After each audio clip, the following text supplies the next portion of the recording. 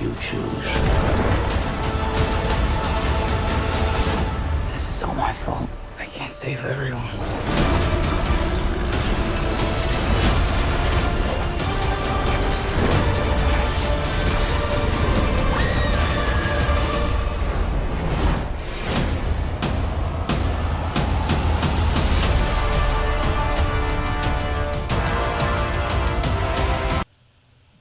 What's up, everybody, and welcome back to Real Time for the Real Everyday Movie Fan. I am Josh Williams.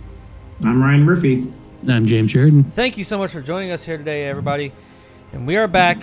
I gave my spoiler-free review earlier, a couple days ago, and we are here, Ryan, James, and I, to give you our spoiler-heavy, and I cannot emphasize that enough, review of Spider-Man No Way Home. Now, this is your moment here. We're giving you a spoiler warning. If you have not seen this, why are you watching this? Go watch the spoiler-free review. Come back and join us after you've seen the movie. Now, Ryan, who's all in this movie? Because I kind of spoiled, I guess, a couple things Ryan pointed out to me that I shouldn't have in my spoiler-free review. But Ryan, who's all in this one?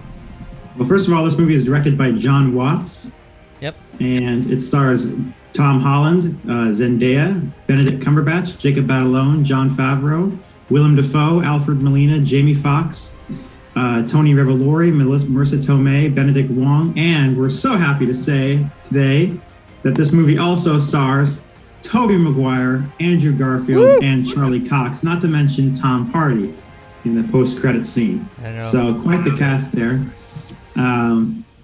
Yeah. That's pretty great. I mean, we all suspected things that happened online. And you weren't ever sure because they would debunk things like, oh, no, it's a deep fake with the Andrew Garfield sitting there with a blue screen behind him. But, yeah, it was. We'll talk about that part. Now, everybody, before we get into our review, I just want to let you know this review is sponsored by B&B Missouri 6 Theaters. So we're going to take a brief, quick little video promoting them. Then we'll get right into the review. We'll be right back. B&B Missouri 6 is the premier theater in the Missouri area. The refreshments are delicious, the seats give you full reclining comfort, and the movie viewing experience is euphoric. But the main reason I wanted B&B to be my sponsor is their staff and the overall movie-going experience they provide. They're professional, friendly, inviting, and they truly have you leaving the theater feeling, as their motto goes, the magic of the movies. Thank everybody for indulging us there. We have to give a shout out to the sponsor because they do take really great care of us and me for getting you this review as early as possible. Now, we're all out of the way. Let's talk Spider-Man No Way Home. Now, a little peek behind the curtain. We both, they don't know my score. Well, actually they do. They've seen the review, so that, I guess that doesn't matter. And you guys actually saw the review or no? Yeah. Okay. I didn't get around to watching it, but I will. It's okay. See, man, even the people who are on the channel don't even watch it. No, sure. Now, also, real quick, everybody, if you like our content and you like what we've provided so far, please be sure to subscribe, like, and share the video so you receive all of our great other content. I know James just secured someone to interview. Ryan, you secured a new interview. Did you want to give that one away now? Well, we've talked about it on our Facebook for a while now, but assuming things still work out, it's still, we haven't gotten a date secured down, but next week, hopefully I'll be interviewing Kevin O'Connell, the great sound mixer in Hollywood, the Academy Award winning 20-time Academy Award nominee, quite famous for not winning an Academy Award for 20 years after 20 nominations until finally got it for Hacksaw Ridge, one of the great Oscar Cinderella stories. Yep. That's awesome. But, yeah. So, and he also ironically worked on this film. So the film got out, and I got an email from him as the credits were rolling that said he could probably talk to you about certain things now, not have to be stranglehold by Disney. Yeah. Mm-hmm. It's exciting, guys. So we got a lot of great stuff on the way. I'm actually working on some trailer reactions as well. Those shows will be going up tonight. Or at the recording of this video, probably the night before. You'll probably already seen them online on the YouTube channel. Now, I saw again last night. I needed to see it again just so I can really wrap my head around a lot of things. and see what and really pinpoint down what I liked and didn't like, because when I did my initial review, there's even things I even left out because I was so hyped about the movie. But I'm gonna let Ryan go first. I kind of know his score because he told me. But for the audience, Ryan. Well, you sort of forced me to pick a score, so I guess for that I'm gonna go ahead and be the bad guy here and give it a 3 out of 10. So there you go. It doesn't help that this movie, the entire premise does not make sense at all. The entire premise is one giant plot hole. The whole idea is that they're going to cure these villains. The 3 Spider-Men are going to cure these villains and then send them back. And so we can't just send them back to the time that they're going to die immediately afterward. We have to cure them. We have to solve their medical issues and then send them back to the exact moment they died. And that's going to make a difference. Does it make a difference? We don't know, because does that change the entire timeline of Tobey and Andrew? And do they all of a sudden remember things differently? The movie doesn't say. It's just sort of there for, it's none of it makes any sense. It's just sort of there to have the fan service of these Tobey and Andrew guys. It's really astonishing to watch. When it was happening, I was like, wow, I can't believe I'm actually in the theater watching this and they're not even addressing this and they're actually making this into a movie. So that's basically my whole review in a nutshell. Okay. I wholeheartedly disagree, and actually, if you think about it in the realm of the multiverse, it makes quite a bit of sense, but we'll get into it. It's okay, Ryan. That's all right. You're entitled to your opinion. I'm baffled. Did you even like the spots when Tobey and Andrew are on screen? Yeah, like it's difficult. Like I think I have to quote an old Roger Ebert quote where he says it's difficult. Where he was reviewing Top Gun, where he says it's difficult to review movies like this because the good parts are so good and the bad parts are so unrelenting. So I had to sort of waffle between my personal enjoyment of those scenes versus, like, as you guys know from my reviews of Star Wars and stuff, like if there's something that's completely wrong with the entire premise, with the entire idea, it kind of destroys the entire film. So even if there's aspects you enjoy, it's kind of just objectively, the film becomes an objective disaster for me. So like I watched this film, I really enjoyed the Tobey and Andrew stuff. I wasn't expecting there to be a big bromance between them. Like I was expecting it to be a glorified cameo. And when they came in and it became like this whole like family dynamic between them, it was really kind of interesting. I really enjoyed that, and that was actually one of the big strengths of the movie. But I just can't ignore the fact that the entire foundation of the film is built on is nonsense. So that just sort of has to make the whole structure crumble for me. All right. Okay. Interesting. All right, James, you go ahead, man. Anyway, that's all right, man. We'll get that. It's all good, man. Go ahead. So, I'm waffling on how to score this film because I love the movie. But the problem is that the movie invites comparison to 7 other films, 9 if you, or 10 if you include the Avengers films. But because there's been so many Spider-Man films, and this is so intertwined with all the other Spider-Man films except for one, it kind of invites comparison. And I unfortunately, I usually try and score a film based on its own merits, whereas this I have to kind of, I feel like I need to base my score based on where it kind of ranks with other films in the series. So I'm gonna give it an 8 because it's an outstanding film in my eyes, but it doesn't quite reach the levels of Into the Spider-Verse. I think it's the best of the live action ones so far. I disagree with Ryan's position that it doesn't work, and I think that a movie's allowed to have a ridiculous premise so long as the rest of the film kind of functions, and I think the rest of the film works. So even if you don't buy the premise by itself, like a movie's allowed one piece of magic, one ridiculous, absurd concept to tell a story, as long as that story works, and I feel like the rest of the story works very well, the movie functions on its own.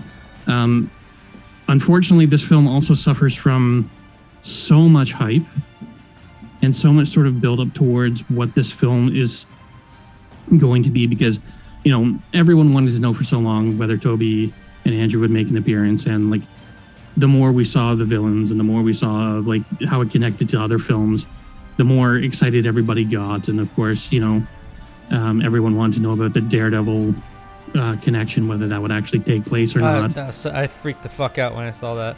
Yeah, my theater erupted with that too. And while I enjoy all of that, it still feels like so much of the film to me felt a little bit too predictable, because a lot of this kind of felt like we knew where it was going because of all the hype that everything that it was kind of promising within the trailers and everything that we'd heard, rumors and everything over, the past 2 years and everything. That said, I don't fault the film for these things. These are things kind of external to the film. It just kind of diminished my enjoyment of the film just a little bit. But I'm still going to stick with my 8 because I still think that the rest of the film is outstanding. The performances were great. I love that the villains and the other Spider-Men got some sense of closure to certain aspects of their story. Specifically, my absolute favorite moment, which I was hoping for since the trailers dropped, was Andrew saving MJ, because the giant burden that is resting on his shoulders from letting Gwen die and getting a chance at redemption. As soon as I saw MJ fall, I'm like, Andrew's going to save her. Mm-hmm. Andrew Garfield's character is going to save her because he needs that redemption. Yep. And it's a nice sort of full circle way of developing his character arc. Seeing, Doc Ock come kind of full circle again. Seeing Willem Dafoe's character kind of come full circle. All of that just felt like it was nice sort of additions to the previous films, as well as developing this story. And something I really love, even though it's sort of bittersweet, is that the place we leave Tom's character at the end of this film, to me, finally feels like he's Spider-Man. Yeah. Whereas, as much as I've enjoyed his take on Spider-Man and the MCU's take on Spider-Man, he's been sort of they've been so focused on him being part of the MCU that he's had to be connected to everybody else in the MCU, including in this film with Doctor Strange and everything, and Iron Man in the previous one, and Talos and previous one as well, posing as Nick Fury. I've really wanted to see him kind of stand alone, and as much as it's bittersweet, that's spoilers for anyone who, if you're still watching and you haven't seen by now. At the end of the film, they've erased MJ and they've erased everybody's memory of Peter whatsoever. So he is alone. Aunt May's dead. He is by himself. He doesn't have the Stark tech anymore to build a suit. He builds a suit by himself, and it looks great in my opinion. It looks so beautiful. It feels like the classic costume from the comics. And it feels like something that a teenager could make, as opposed to one of my big beefs with the Tobey Maguire ones is they're we have to have organic web shooters because a teenager couldn't build. I love web that shooters, they address but that. The costume looks so insanely expensive, and it's how is a teenager supposed to make that costume at home? I've never been able to hash those two. If you're going to that direction, I can't do the web shooters because a teenager couldn't invent this at home, then why do you have a $30 million costume on him at all times? It never made sense to me. Yeah. Small quibble, doesn't really matter, but I love that Tom's costume feels homemade again, just like his original one that we saw in Civil War. And he has some sense of design from, the other costumes he's had, but now he's standing on his own. And I love that. We've already had Amy Pascal say that they're going to be making more with Tom. Yeah, and Kevin Feige's come out and said that Marvel Studios is involved again. So. And that's great. But I love that now we have him in a place where he feels like Spider-Man now, where he's going to have to figure things out on his own. He's going to have to struggle to do things on his own. He's not going to have the safety net of other heroes to help him out because nobody knows who he is. He's just Spider-Man. And it feels like it's back in that classic place. It's kind of weird that it took 3 films to get him to sort of a place of origin. Because this film spends a lot of time trying to develop sort of an origin story for him, which I get because if you're playing the long run, if you're playing the long game, that makes sense. If he's going to be the guy who takes over the franchise, he's probably going to be 9 films of his own. By the end of it. And I'm fine with that. What I'm saying is that it feels weird that it's his 3rd film in before we get, with great power comes great responsibility, and him standing on his own. And again, I know that they're trying to put him in the MCU and put him with other heroes and all that stuff, but It feels like only now is he becoming Spider-Man to me. And that's the part. And that's the part that's it's not bugging me, but it makes logical sense because I said it in my review. Everyone died and like they were praying for him to be in the MCU. Now that he's in it, they're mad because he can't be on his own. There's so many heroes already in New York. To me, it makes logical sense you would use them as a resource. Now, Spider-Man's always been a solo character though. Like I know he shows up in team books my issue with him being in team books has always been that it's almost always a gimmick. The only time that he feels like he's part of the group and therefore a purpose is when he's with the Fantastic Four, and that's usually short-lived. When he's in the Avengers, it always feels like a gimmick. It always just feels like he's the comic relief, and it's like you've got 9 other characters that could be comic relief. You're not doing anything that's specific to Peter Parker on these teams. That, you know, you've got so many other geniuses on these teams. It's like, what is Peter doing on this team that Peter can provide as Peter Parker? Like, you're only putting him there because his name is Spider-Man and he'll pull in people to read the book. And I love the idea of him being in the MCU, but I still want him to stand on his own and have solo adventures and be a solo hero, because that's always been one of my favorite parts about Spider-Man is that he is a solo hero, and I want to see him do more street level stuff again, as opposed to like fighting Thanos and fighting, you know, gods and demons and all kinds of other wacky, crazy stuff that's out there. You know, stopping robberies and helping people kind of thing. Yeah, and I mean, I get it. It just, for me, it makes logical sense that he would use other people as a resource, like Daredevil or Doctor Strange. Now, to remember, now they don't, I will say this, it's a little convoluted for me. It's not a bad thing, but I do wish they would maybe have explained a little bit more. So they know Spider-Man's real, but they don't know who Peter Parker is. By that logic, would they still, like, do the Avengers still know about, like, that Spider-Man was there helping them defeat Thanos? So they still have a relationship with Spider-Man, but they don't know he's Peter Parker. If it's anything like the way the sort of curse worked in the comics, everybody was still aware of Spider-Man. The Fantastic Four, the Avengers, they're all still aware of Spider-Man, but they have sort of like a blank spot in their brain about who is Spider-Man. Even if they were aware of it before, there's sort of like a hazy lack of memory about that, and they just kind of like breeze past it. But they're all still aware of Spider-Man. Like, Spider-Man was still part of the Avengers. He was still presumably, you know, at Endgame and all this other stuff. Still fought Thanos kind of thing. They just don't know who's under the mask.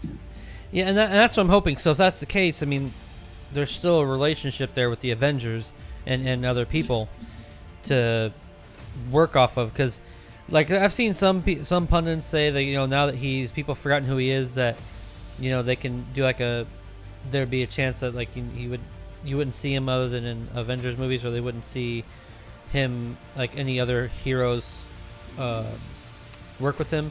Like, I would love to see in one of his movies him and Daredevil do something together. I mean, that was some of my favorite comics. So that was another thing that bugged me about this one was, as much as I love the fact that we got Charlie Cox back, it's like, I want to see him don the suit. This kid could use all the help he can get, and he's trapped, you know, Doctor Strange away. He doesn't call any of the other Avengers. Yes, he's got 2 other Spider-Man. We've had another hero in this film.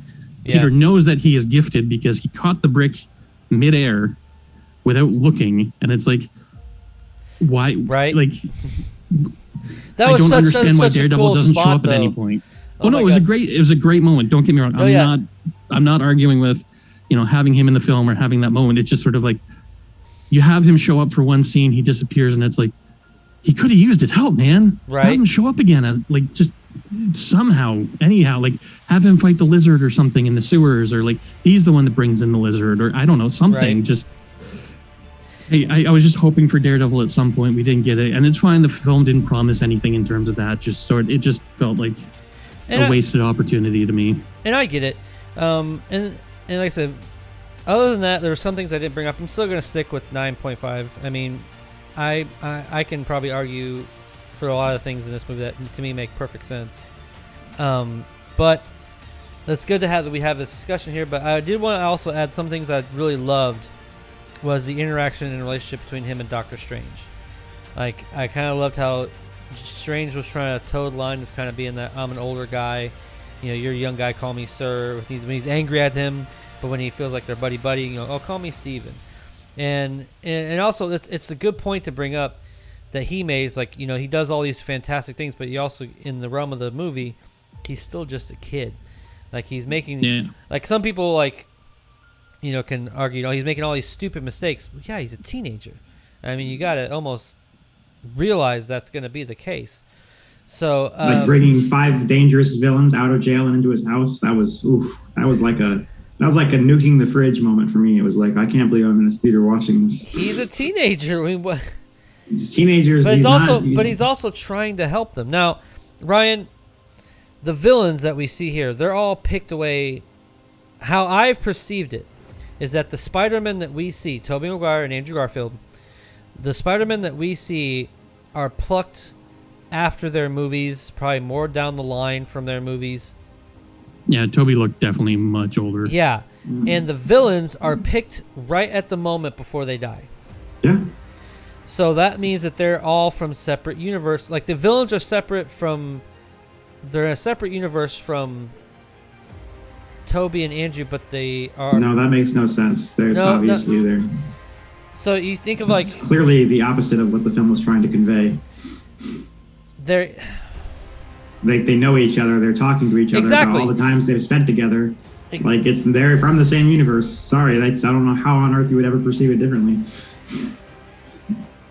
So then maybe I said it wrong. They're in the same universe, but in different timelines.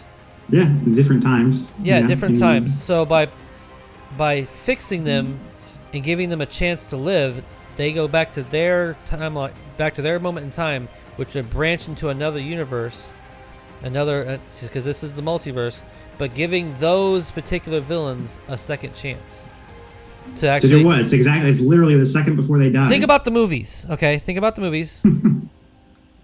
Doc Ock literally did change. He literally was cured the moment before he died. It made no difference for him whatsoever. Like, he was in the actual Spider-Man 2, he was already cured before he died. But he didn't do anything for him. You saw in the movie, he said, and then he killed himself anyway. But he said it in the movie himself that he was plucked. Right? He's like, I was about to have the power of the palm of my hand, which means he didn't start the reactor yet. If you go back to Spider-Man 2, how he said the line in this movie is that I was about to have the power of the sun in the palm of my hand, but then I got sent here, which means he got sent to this No Way Home before he started the reactor the second time at the end of Spider-Man 2. No, because he knew. No, that's... Yes. First of all, he knew who Spider... now. Yeah, well, Spider-Man, he knew who Peter Parker was, obviously, so it was after that. It was... Didn't he already know... In Spider-Man 2, didn't he already know who Peter Parker was? Nope. Beforehand. He literally says at the moment before he dies, Peter Parker, brilliant but lazy, in his moment of shock. But you've also said, Ryan, specifically that he chose to die in that moment. If he's going back now, cured again without having to deal with the whole chip thing, it's more or less the same point, but he now gets the choice of whether he lives or dies.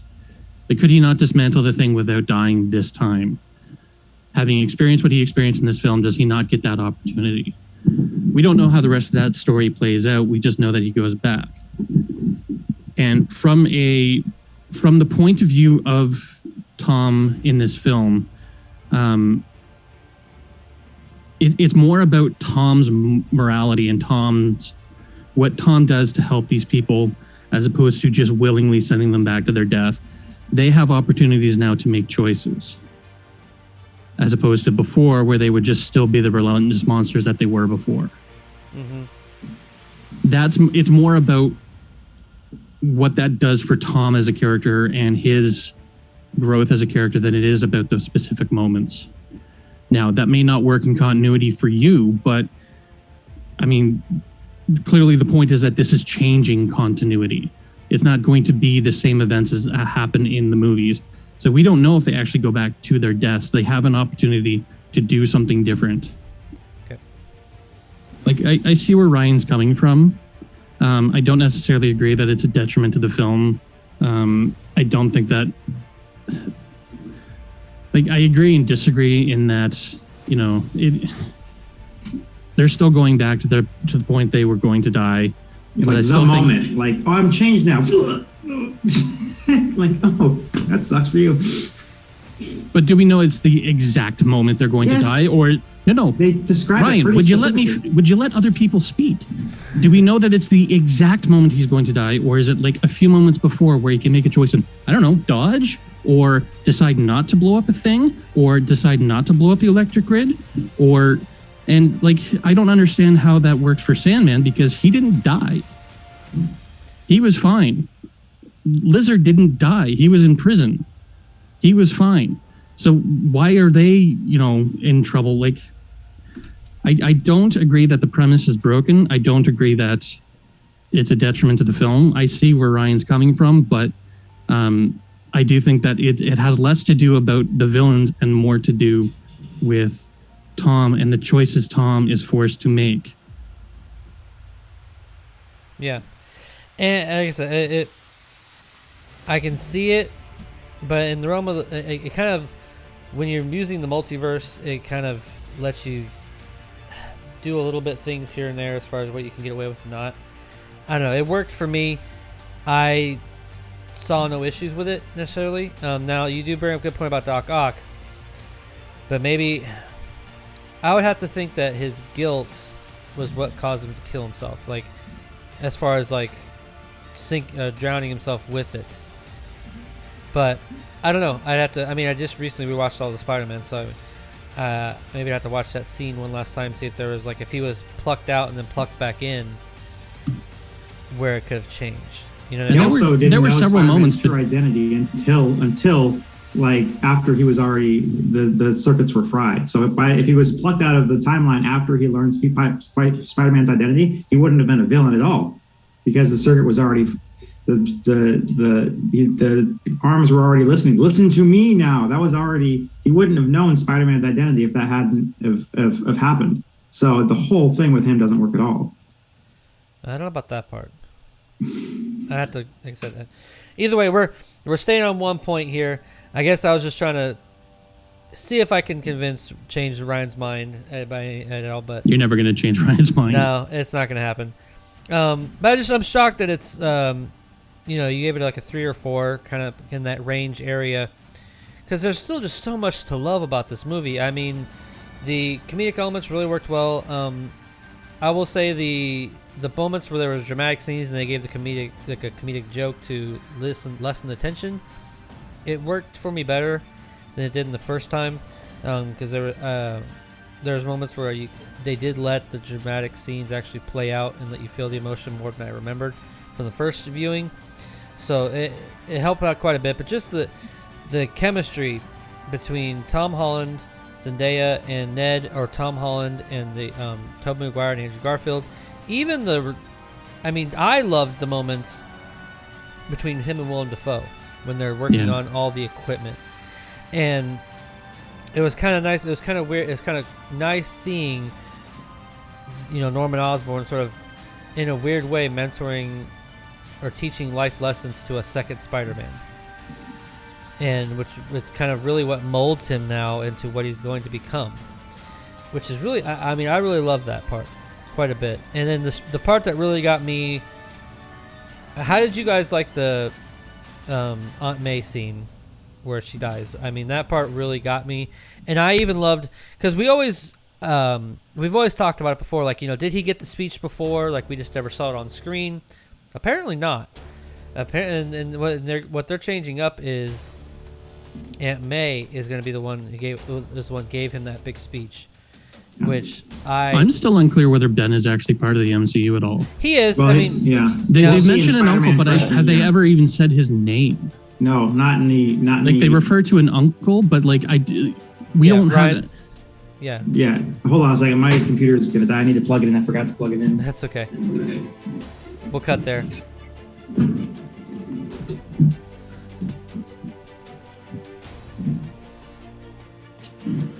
a few cuts. This camera's pissing me off. You thought about getting like just I'm gonna get a plug-in for my camera. I've got one. It's not working, and I don't understand why it's not working. Yeah, and like I turn it on and the battery says it's at half. Yeah. Go ahead, Ryan. Yeah, they refer to him in What If, but that's separate. But they also have the suitcase in Far From Home that alludes to him, where it says it has his initials on it. Yeah, in but, Far From Home, yeah. We'll find but he's out never named. Yeah, no. But we'll find out in Spider-Man Freshman Year, the animated series that's coming up, more about that. But yeah, that was sort of so Uncle Ben never gave him the "with great power comes great responsibility" speech. That's not a detriment to Spider-Man at all. I mean, he still got the speech, and like it's still a parental figure who gave it to him. But it's like he didn't get it before he became Spider-Man, which is sort of like the. Well, that was my point about this film, is that we're only getting the origin now when he's already been established as Spider-Man for so long, and like he's gone off to space and fought like Scrotum Chin and like all these other characters, and it's like he's had a full life as Spider-Man. We're only now getting his origin. It felt weird to me, but like I accept it. But it's just sort of like to me, the timing is weird. That said, like I didn't think of it. Sorry, real quick, James. I didn't think of this as more of an origin, like you guys thought. I think it was more of like a real coming of age, time to grow up moment. Like, but that's his origin. That's the whole point of Spider-Man, is that he is irresponsible. He doesn't know what he's doing. He's choosing to be Spider-Man for the purposes of being selfish and getting what he wants, because now he has power. He learns a hard lesson by someone he cares about dying and giving him a very important message about power and responsibility. And now he has to make a choice about how he uses his power. Now, he was already using his power somewhat responsibly, but I think the implication is very clear that this is supposed to be his origin, and now he is You're right. Spider-Man I can see that, as an individual. And it's like, I see what they're doing, and I don't have a huge it's fine in the way it is. It's just, to me, this is a weird time to put that in the films. That was my issue with Spider-Man 1. That was my issue with Spider-Man Homecoming, was that he wasn't acting like Spider-Man. He was out for the that's a major reason. I think when that movie came out, I gave it like a 6. It's like, it was still fresh technically, but like I was just like, again, it goes back to the whole premise. Like, if the premise is broken, the whole movie is ruined for me. And the whole premise of that movie was not that he was not acting like Spider-Man. He wasn't like, I have to not go on a date with this girl because I have to do something even though I don't want to. It's my responsibility. He was saying, I can't go on a date with this girl because I really want to be an Avenger. And that was a huge detriment to me on Homecoming. And so but this now, like you're saying, now he's kind of like had his origin story here. But no, Aunt May's death, I mean, you're gonna hate me for saying this, but it felt kind of artificially thrown in. It didn't really feel like, I don't understand. Like, I think in the end she had to die just because everyone was gonna forget about him, and it was gonna be really hard to have May in the universe after she forgot about him. But like, tonally in the movie, like, I just wasn't feeling like it was a huge, like, it was necessary for his character or anything like that. Like, that it brought anything to his character other than, that he had this vengeful rage after Norman Osborn, and that, Tobey had to stop him. But that's exactly it. She is taking place of the Uncle Ben spot, which I'm totally fine with. I mean, she is the big figure that he looks up to. And so to me, that was the pivotal moment for him and his character. Just like but it doesn't teach him the same lesson that Uncle Ben's death taught him. She didn't die. The exact same thing. It is the exact same story. It is literally the exact same story. She did not die because he didn't stop. She didn't die because he didn't stop a robber who then killed her. But it was still his fault. He brought them to the apartment. But she was the one encouraging him to bring them to the apartment. Like, you're making the opposite point you think you're making. He brought them to the universe, which is what the entire film is about. Is that his choices brought them to this universe. He feels responsible for Norman being there in the first place. Yeah. That's why he's feeling guilt about it. That's why he's feeling vengeful rage. And just like Tobey and Andrew, he's going after the person that killed the parental figure that died because of his mistake. Yeah. And just like them, he has to learn about how the vengeance is not going to help him. Now, luckily, he had something neither of them had, in that he had 2 mentoring Spider-Men to kind of help him, stop him. And I do have a slight quibble with him beating Norman Osborn, because something that people keep doing is underestimating Spider-Man's strength. And if he's pissed off and really punching someone in the head, he would crush their skull in a punch. There would be no Norman Osborn. Osborn has the same level of strength and invulnerability. Yeah. So his head doesn't have strength. His head still would cave in. Like your head doesn't have muscles that would prevent a fist going through your thing. We're dealing with the MCU here. They've always had a huge issue with power differentials and ignoring power differentials. I know, and that's what I'm saying. Loki punched Captain America in Avengers 1, and I was like, okay, no more Captain America. But that's always been my problem with Spider-Man, is that everyone underestimates how much strength he has. Like, Ock, when he was in Spider-Man in the comics, punched a guy and knocked his jaw clean off. And it's like, that was just holding back just a little bit. Like, Peter has to hold back at all times, and if he's in this moment of rage, like, if you've ever seen, I always think of that scene in Sin City when Bruce Willis beats up Yellow Bastard, and it's just like a pulpy mess of yellow that is supposed to be his head, and it's like, it's pretty much what would happen. And like, they never, like, I don't want him to go to that level, but if he's really that angry, like, some part of him is at least still holding back if he's not doing that. Right. Now, I'm giving the film an 8, and I'm shitting all over certain aspects. But like, I was on a super high, and now I'm like down in the dumps because you guys. No, but I want to address the problems. I also want to talk about things I loved. And first of all, I haven't talked about this with you guys very much, but I was a big fan of the Amazing Spider-Man films, because of Andrew Garfield's portrayal of Peter Parker and Spider-Man. He was pretty good. As much as those films have flaws and problems, especially the second one, I love his interpretation of the character. I love his take on the character. And it's always kind of like, it's been a like thorn in my side that his story never really got to be finished. Like, they finished that second film, but like, to me, there was still more story to tell. And unlike Tobey, he actually wanted to come back and do more. Tobey had to be talked into coming back with each and every film. Yeah. He didn't want to do Spider-Man after the first film, and he always had to be convinced to do it. And as much as I enjoyed seeing Tobey on screen, Andrew wanted to be part of this world. Andrew loved being Spider-Man and Peter Parker. And to see him come back, again, to see his character redeemed with saving MJ was such a great thing. To see him just like still carrying that weight of what happened with Gwen, I loved. And like you said, the bromance between them, the like banter between them, when they reveal that Tobey has organic web shooters rather than mechanical ones. Does it like come out of anywhere else out of you? My favorite line was, "I want to fight an alien." And like, they're trying to address which Spider-Man is which, and it's like, okay, you're Spider-Man 1, you're Spider-Man 2, you're Peter 3. 1, you're Peter 2, yeah. And it's like, I love that dynamic, and I love, like, because at the end of the day, Spider-Man is a comical character. As much as like he does dark, serious stuff, and I love his dark, serious. Again, I love the Amazing Spider-Man films because they went to darker places and because they addressed parts of the story that had never been addressed in other media before, like the parents, like, you know, some of the darker aspects of his origin. To me, what I love about him specifically is how funny he was and how much fun he had being the character. And you can tell that he was enjoying it. And I love that's still true in this one, even though he's got this heavy burden. Like the entire, like they come into Ned's place because Ned opens the portals. Which Andrew comes cool, in. By the way. We all thought it was going to be Doctor Strange. It ends up being Ned, which is, I think, was pretty sweet.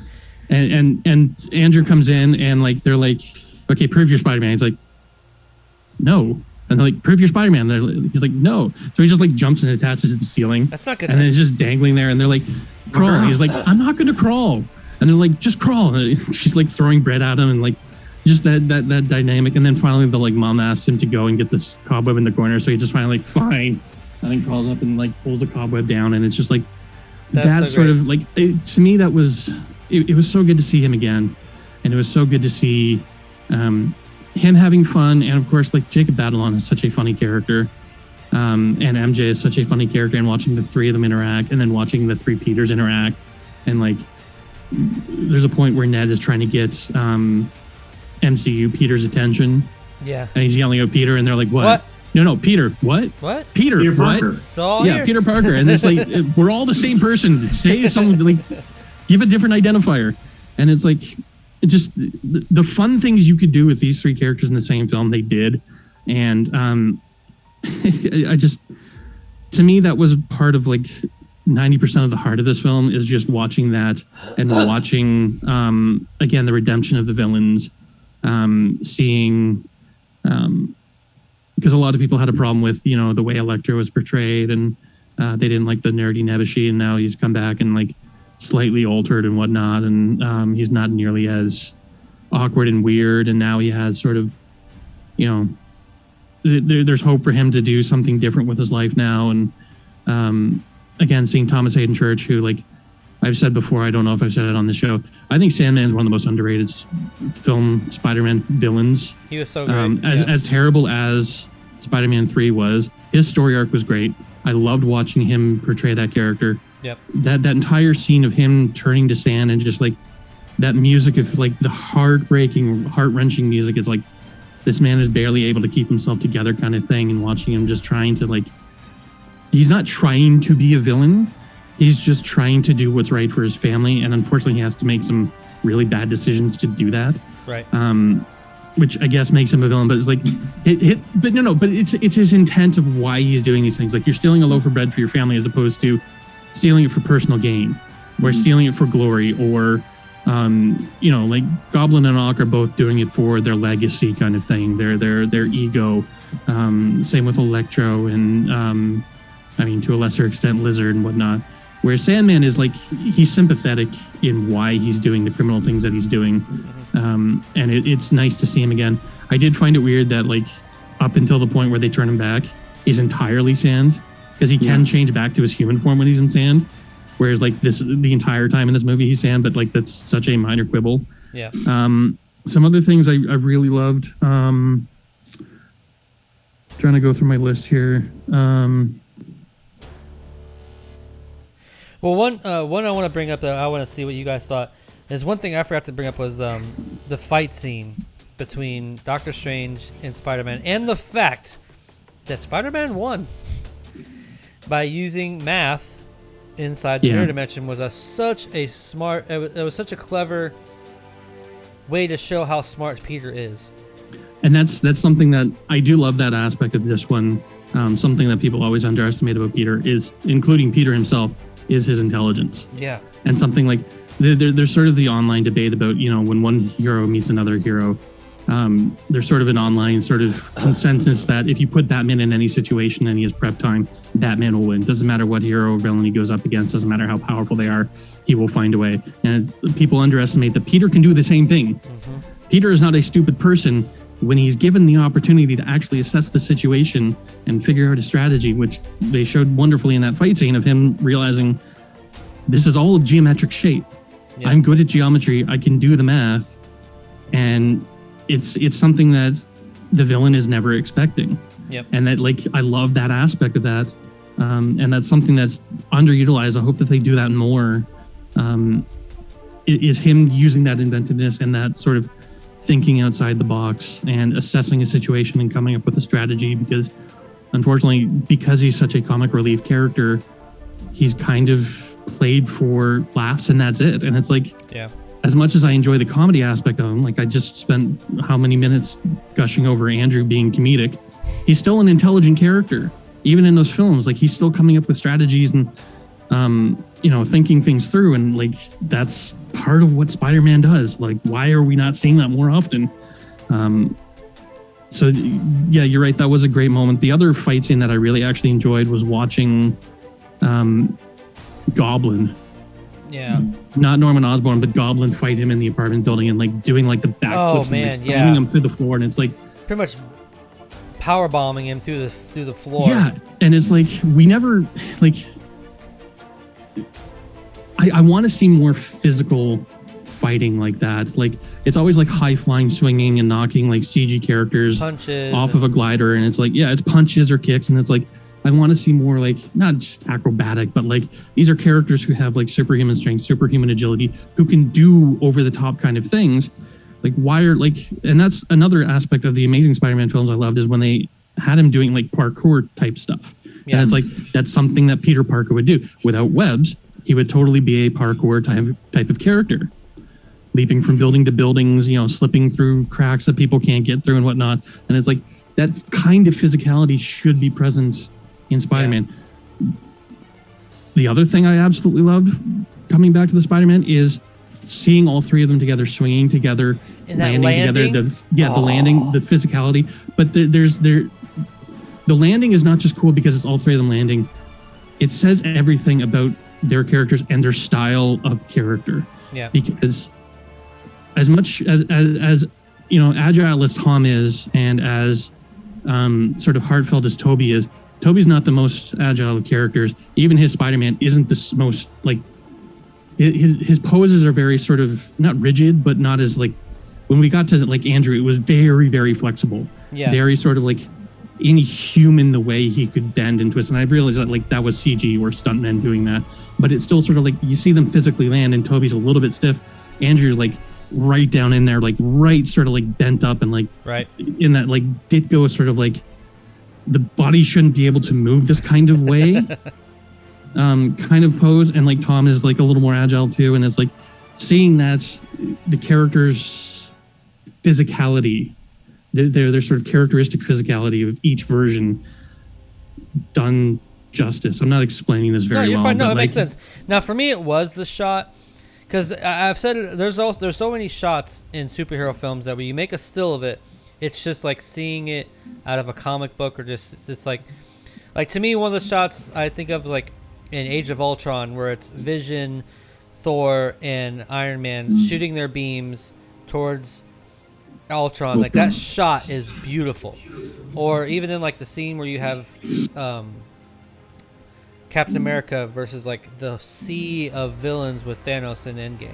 Just gorgeous shots like that that will stand the test of time as far as like the beautiful shot. The shot of all the Avengers at the beginning of Age of Ultron, where they do that sort of like slow motion. Yeah. Where it's all of them like just in a lineup, and they've all like approached from different angles, but they just hit that one angle at the right moment. The camera slows down, and it's like, you're right, it's like a splash page from the comics, and it's just like and it's that one of them. Moment. This is one of them. Like when they land on top of the Statue of Liberty's head, like it was just, I geeked the fuck out over it. Yeah, like it was so great. Oh, my theater erupted. It was just like absolute thunder. In fact, I missed the line immediately after that, because I don't remember who said something, but someone said something immediately after, and it's like, guys, I want to watch the movie too. Mm-hmm. It's fun we can cheer. I'm glad you guys are excited that Tobey's back, because they only seem to care about Tobey, no one else. And don't get me wrong, I love seeing Tobey back, but it's like there's other characters in the film too, guys. And I also like that they address that with like Andrew Garfield, like he thinks he's not good enough, he's not as good as these guys, and like he's like, no, you're amazing. It's like, hey man, you're amazing. Just and I love the use of the adjective. Yeah, it was pretty awesome. Yeah. So now let's kind of segue here. I think we've all got our likes and dislikes out the way. We debated heavily on certain aspects and certain elements.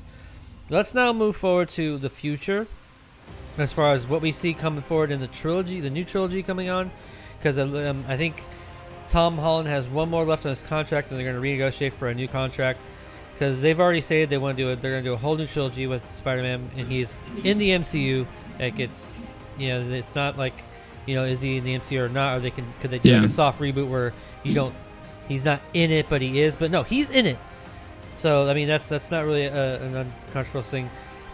So now moving forward, what we see there, and also with the end credit scene, with there's a piece of little sliver of a symbiote that was left after Venom got sent back to his universe.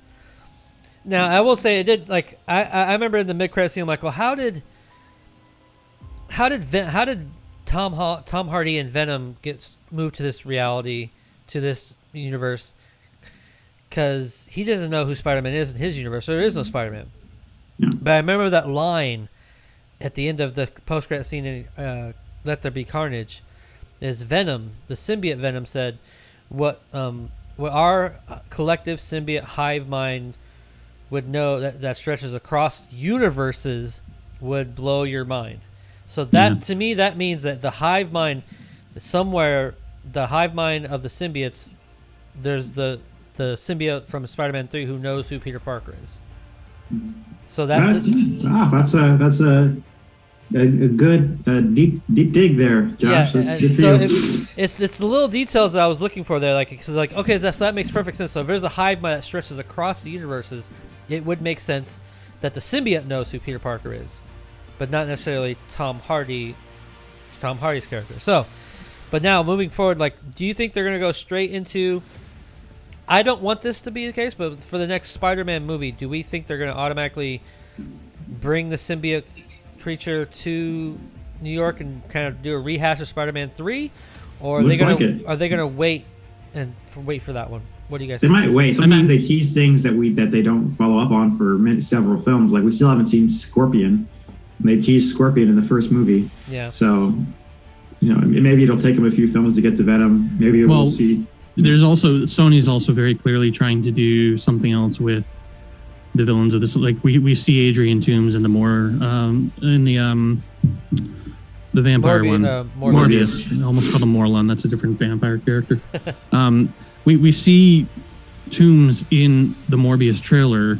And they've been wanting to set up a Sinister Six. Why they didn't have a sixth villain in this one, I don't know. But and why there was no Tom Holland villains in this, I'm not quite sure about. But obviously, they're pulling in characters from other universes, but it feels like if you they could have had 6 characters. Is all I'm trying to say. If they're doing Venom again, and they're doing the alien symbiote again. The only reason I would want them to do it again, because we've now had Venom twice. Yeah. Venom has his own franchise, and they're very clearly teasing that they're going to do something with a symbiote. The only reason I want to see them do it is if I want to see them do it right, where they were very close in Spider-Man 3 in doing the story appropriately. They just had the wrong actor who didn't play the character correctly. I want to see... And I still feel like Tom Hardy, as much as Tom Hardy is fun in that role, I don't feel like he is the Eddie Brock from the comics. I want to see them do the disgraced Eddie Brock story properly, because there is a whole backstory to that, like a whole fascinating backstory with Sin Eater and Eddie Brock having done this interview with a basic serial killer, or a guy claiming to be the serial killer, and then Spider-Man catching the actual guy, and then there's this whole sort of Eddie Brock couldn't find work after that, but had this displaced sort of blame for him, and then because the suit was rejected by Peter, there is a whole sort of vengeance angle for both of them collectively, and I don't feel like that they actually properly got that across. They tried and they were close. But it's very clear that Raimi wasn't into the Venom storyline and sort of half-assed it. And it's if they want to do that again, I want to see it done properly with actual comic lore. But the problem is that the MCU always they do an interpretation of things. So I don't think I'm going to get my wish. But also, you got to think of which lore you're referring. Because Ryan, so before I get to my point, what I think is going to happen, Ryan, what do you think? I don't know. That's just Venom, probably, and Scorpion, maybe. Do you think it'll be? We don't know. That's the But, I don't know. That's the part where I love theorizing about this stuff, because the possibilities are awesome. Could be Venom next. Could be Scorpion. I hope we see Scorpion. That's one of the missing Spider-Man villains, because he has so many Spider villains, and we've seen but I think several of them. We run into the same problem with Scorpion that we do with Rhino, where it's the character unto himself is not very interesting. He's cool looking, but I'd rather have him sort of be a side character in the film kind of thing. Yeah. I like the way they treated Rhino in the Amazing Spider-Man films, even though the suit didn't look great. It's still better than the stupid rubber costume that he has in the comics. Did you guys catch that little? Yeah, the Rhino. And Scorpion was in there. And Scorpion was in there too. I didn't see that one, but I definitely saw Rhino. But I don't think characters like Scorpion and Rhino can carry a film. But I like the way they did Shocker too, where Shocker was a thug character as opposed to being, just main villain. Because I don't think these characters can carry films. Yeah. So my theory is the symbiote got left behind. I think that they're gonna go the Flash Thompson route with the symbiote. Now, because not with this Flash, not with this Flash. Because they're setting would have to grow up significantly to be. Well, yeah, because that's why I think they're going to go maybe the second movie of the new trilogy to build that up. Maybe his sophomore, junior year of MI.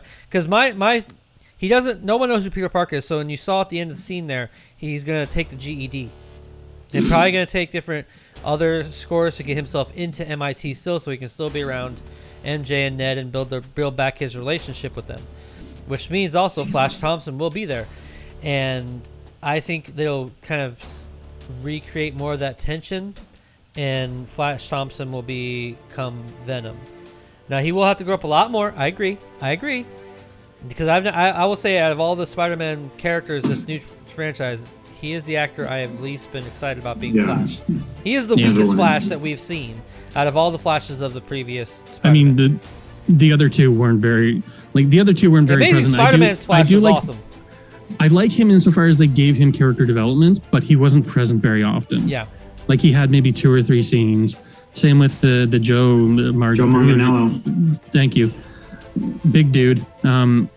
He wasn't he showed up for a few scenes, had a fight scene with Peter, and that was basically kind of it. There's no character to him. Whereas this one, they've given him character, but he's the complete opposite of what Flash is, minus him being a obnoxious bully. Right.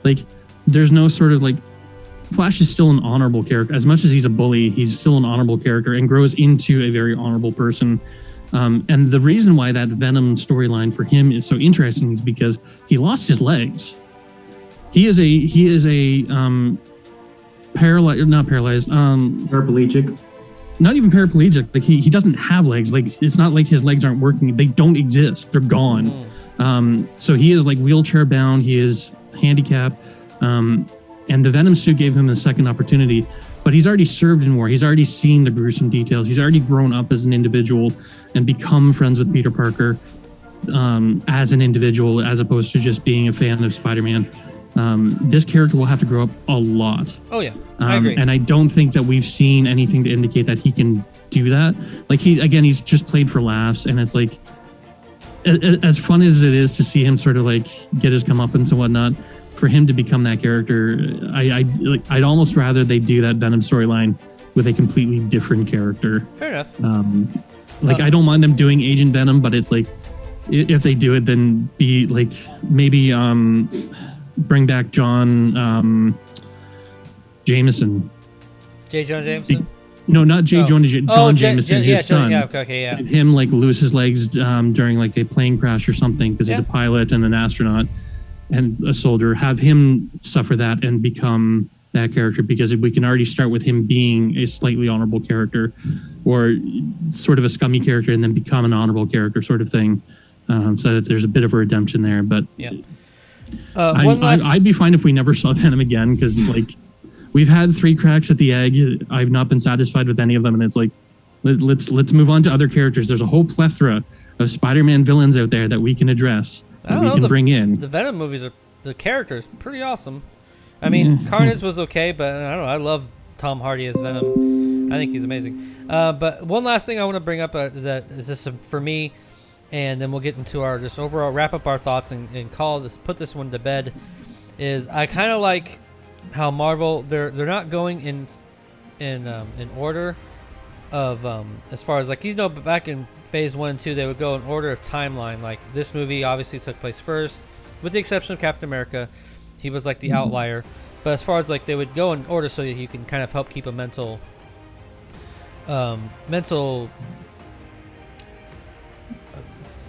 understand what's going on as far as the timeline goes. What I like about this a little bit is that they're kind of skipping around, but if you pay attention, and I think Kevin Feige's challenging his viewers to help keep track of where where shows and movies are set as far as time goes.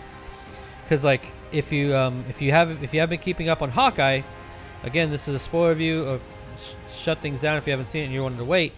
But in episode this show takes place around Christmas.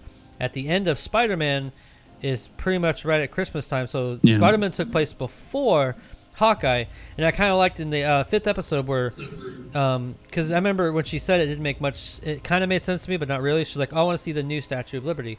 I guess I was referring to the, Statue of Liberty having the shield now on Statue of Liberty. It's just those kind of connective tissues are really nice, and then also now it makes sense even to myself why maybe Hawkeye didn't reach out to Spider-Man to help him by any means, because he doesn't know who Spider-Man is. He knows who Spider-Man, but he doesn't know who Peter Parker is. I mean, even before that, I don't think they had much of a relationship. No, but I don't think they've even met in any of the films.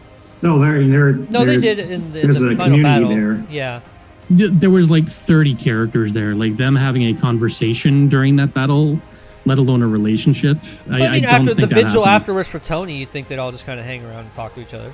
But Maybe. I mean, either way, I like those little connective tissues a little bit here and there, and I'm really hoping. And this is just a side thing. On episode 6, it has been confirmed that we will find out if the Daredevil we saw, or Matt Murdock we saw in this movie, and Vincent D'Onofrio's Kingpin in Hawkeye, we're going to find out if their show, the Netflix Daredevil, is canon or not. In episode 6, we're going to find out. And so I'm really excited to see what happens there. But let's wrap up our thoughts real quick, James. Give us your last bit thoughts. We'll go Ryan and then me, and then we'll call this one a night. I mean, I acknowledge this film has problems. And I think fan service, unfortunately, tends to be slightly a problem with this, which is a whole conversation we could have. That said, I'm very happy with a lot of it. I had a lot of fun watching it. It gave me everything that I kind of wanted out of this, as much as like I have quibbles with the MCU version of it. Of Spider-Man. This was as good as it's going to get, I think. Yeah. It's still not quite into the Spider-Verse.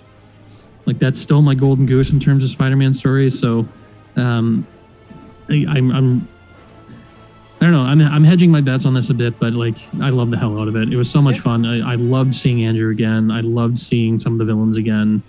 I loved the closure that we got on some of them. And, I love that we've established, Peter's on his own now. Yep. And Peter's going to have to struggle, and Peter's going to have to figure things out by himself. He doesn't have any safety nets anymore.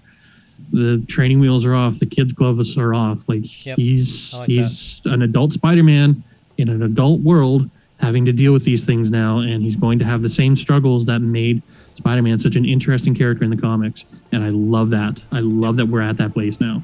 Yep. Ryan? Yep. Do you want to cut here so I can... Oh, no, you go ahead and wrap up your thoughts, and that's fine. Oh, we'll be fine. I just... the film just didn't hit for me in a lot of places in terms of making sense, in terms of the villains curing them before they go back to the moment of their deaths didn't really make a lot of sense to me. But I love the Tobey and Andrew stuff. I love the camaraderie there. That really hit home for me. There's times of this movie I really enjoyed. Like I said, I just can't call it an accomplishment when the foundation it's based on just doesn't make any sense to me. So there's objective qualities to it that I can't ignore. But I did really, I don't, as much as I shit on it, it's, there's still a lot of aspects that I really got out of this movie. So there's parts I enjoyed, certainly. Yeah, I still enjoy the hell out of this movie. I'm probably going to end up seeing it 2 or 3 more times while it's still in theaters. I had a hell of a time watching it. The weight, the gravity, the emotional elements there. I cried probably 2-3 times in this movie. How much fun it was. It was just an overall roller coaster of emotions in a good way. And as far as it blending together the genres, near perfect for me, because it's hard sometimes to blend action and comedy mixed with drama and everything, but this one blended them all very well. And to me, this is probably the best live action Spider-Man. I'm not sure about Into the Spider-Verse either. I'm going to have to rewatch Into the Spider-Verse to be sure. But either way, I had a great time, and I think all of you who have seen it will probably end up seeing it again. But if not, if you have seen it, guys, of course, if you're here, that's why you're here. What did you think of the movie? Jump in the comments and let us know your thoughts.